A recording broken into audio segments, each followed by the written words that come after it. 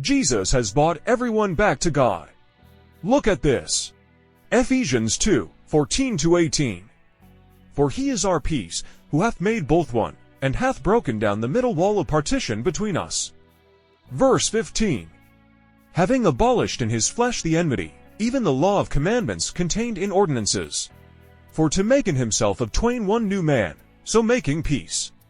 Verse 16. And that he might reconcile both unto God in one body by the cross, having slain the enmity thereby. Verse 17.